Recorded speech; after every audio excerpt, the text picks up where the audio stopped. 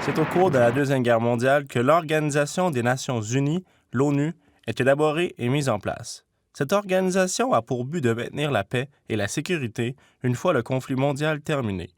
L'ONU vient alors remplacer la Société des Nations, la SDN, qui a failli à son rôle de maintien de la paix avec l'éclatement de la Deuxième Guerre mondiale en 1939.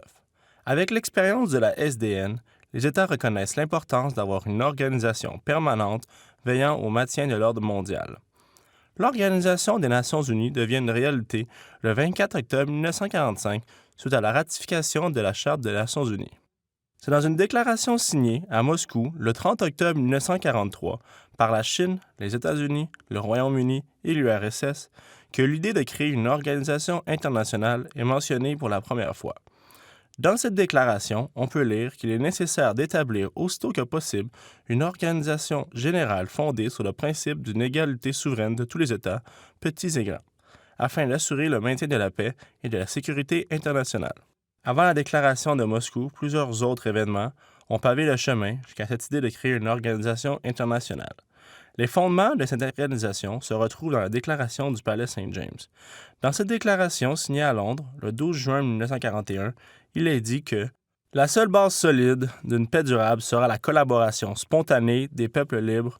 Dans un monde où la menace de l'agression ayant été écartée, tous pourront avoir l'assurance de leur sécurité économique et sociale. » Ce document est la preuve même que les pays tels que le Royaume-Uni, le Canada et l'Afrique du Sud désiraient avoir une après-guerre de paix et de coopération internationale.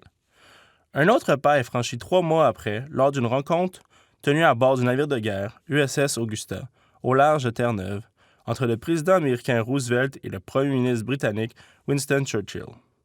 Les deux dirigeants signent la Charte de l'Atlantique, laquelle annonce les principes qui seront repris dans la Charte des Nations unies de 1945.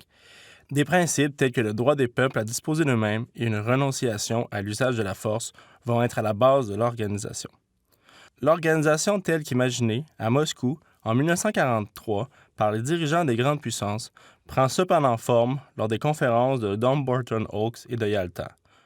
Lors de la conférence de Dumbarton Oaks, les dirigeants établissent les objectifs de maintien de la paix, la structure de l'organisation avec ses 4 organes principaux et le fonctionnement de cette organisation internationale.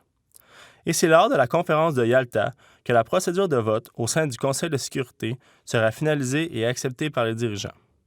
C'est finalement durant la conférence de San Francisco, tenue du 24 avril au 26 juin 1945, que la Charte des Nations unies sera écrite puis signée unanimement par les 51 États présents. C'est par cette charte que l'Organisation des Nations unies vient officiellement au monde.